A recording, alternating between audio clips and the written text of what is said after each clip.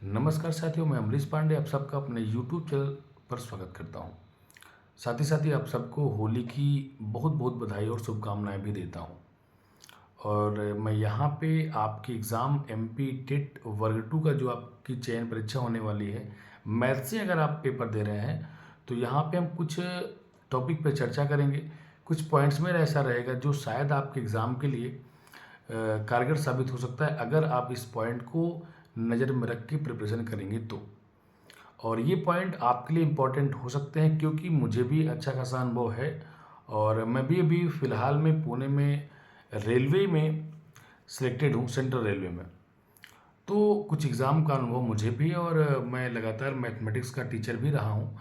खैर government teacher तो नहीं, हाँ प्राइवेट मैंने पढ़ाया है। तो उसके हिसाब से जो मुझे लगता है मैं अपने कुछ पॉइंट्स यहाँ पे रखूँगा और आपको अगर उचित लगेगा तो आप ज़रूर इन पॉइंट्स को समझिएगा। और इस पॉइंट्स के आधार पे मुझे लगता है कि आपके सफल होने में कुछ पॉइंट्स जो मैं बताने जा रहा हूँ इसका रोल हो सकता है। और हम यहाँ पे डिस्कस करेंगे कि आपको किस चैप्टर में ज़्यादा फोकस करना है और उनको कहाँ से पढ़ना है, किस तरीके से पढ़ना है, लास्ट टाइम में आपको किस तरीके से रिवीजन करना है, हम यहाँ पे कुछ चर्चा करेंगे।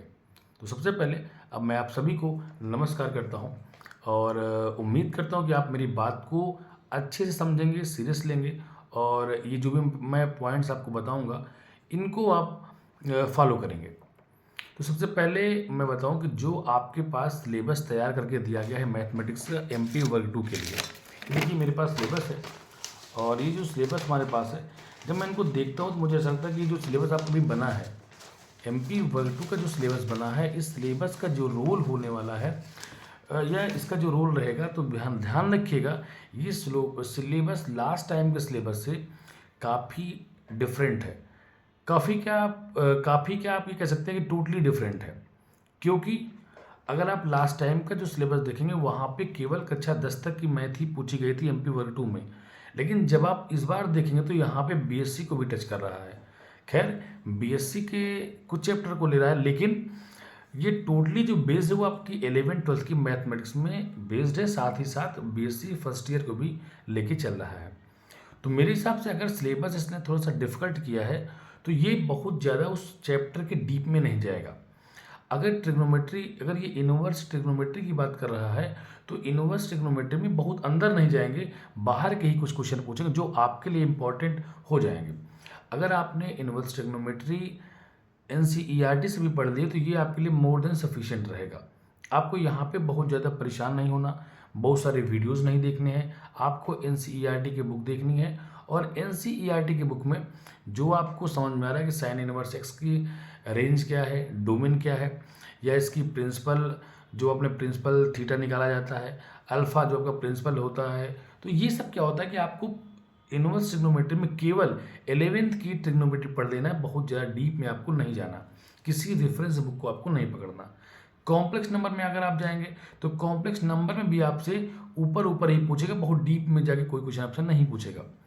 तो जेड के बारे में आपको मॉड जेड हो गया, आपका जेड हो गया, आपका एंगुलर हो गया, यहाँ पे जो चीज़ें आपको सिलेबस में दी गई हैं उसके बारे में आपको थोड़ा सा अगर नॉलेज है तो आपको यहाँ पे दिक्कत नहीं होगी। और फिर आप कोऑर्डिनेट ज्योमेट्री को अच्छे से पढ़ लेंगे, फिर आप डिफरेंशिएशन को देख लेंगे, इंटीग्रेशन को देख लेंगे। और मैं आपको बार बार ये बता देना चाहता हूँ कि आपको बहुत ज़्यादा डीप में नहीं जाना है। अगर आप बहुत डीप में जाते हैं तो आपके पास समय का भी अभाव रहेगा। तो समय के अभाव को देखते हुए मैं आपको बता देना चाहता हूँ कि आपको बहुत परेशान नहीं होना। आप सारे सिलेबस को देख लीजिए, 11th-12th की जो भी बुक आपके पास है उसको देख लीजिए, बहुत ज़्यादा परेशान मत होइए आप। उसके बाद अगर आप साइंस में जाते हैं तो साइंस में आपका लाइट हो गया, आपका हीट हो गया, आपका इलेक्ट्रिसिटी हो गया, कुछ चैप्टर ऐसे जिससे सारे क्वेश्चन आपके बन जाने हैं, बहुत ज़्यादा परेशान नहीं होना आपको। केमिस्ट्री में आप जाओगे तो ऑर्गेनिक केमिस्ट्री की आपकी हो गई, आपके मेटल्स एंड नॉन मेटल्स हो गए, आपके पीरियोडिक टेबल हो गए।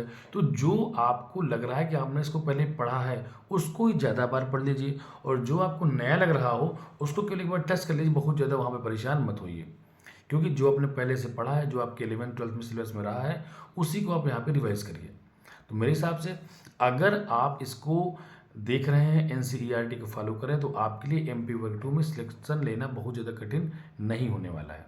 आप सभी से इतना ही कहूँगा कि बहुत डीप मत जाइए, बहुत यूट्यूब के चक्कर में मत पड़िए। बहुत सारे टीचर ऐसे हैं जो मैराथन लेके आ रहे हैं 8 घंटे 10 घंटे की, उससे कोई मतलब नहीं है। वो बार बार वही क्वेश्चन करवा रहे हैं और वहाँ पे आपको किसी भी तरीके का कोई फ़ायदा नहीं मिलेगा। तो मैं आपसे यही कहना चाहता हूँ कि MP वर्ग 2 मैथमेटिक्स अगर आप पेपर दे रहे हैं, आप NCERT को फॉलो करिए, मैक्सिमम साइंस पढ़िए। 9 10th 11 12th में आप मतलब मैं बताऊँ आपसे कि 9 10th की आप साइंस पढ़ लीजिए और 11th की जो जो इम्पोर्टेंट चैप्टर है उनको पढ़ लीजिए। बहुत ज़्यादा परेशान मत होइए और जितना हो सके मॉक टेस्ट दीजिए।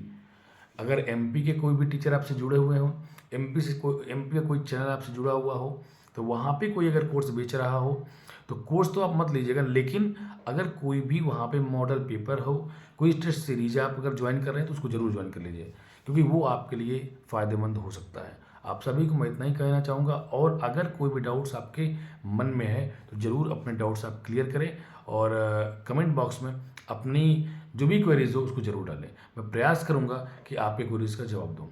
नमस्कार, गुड नाइट।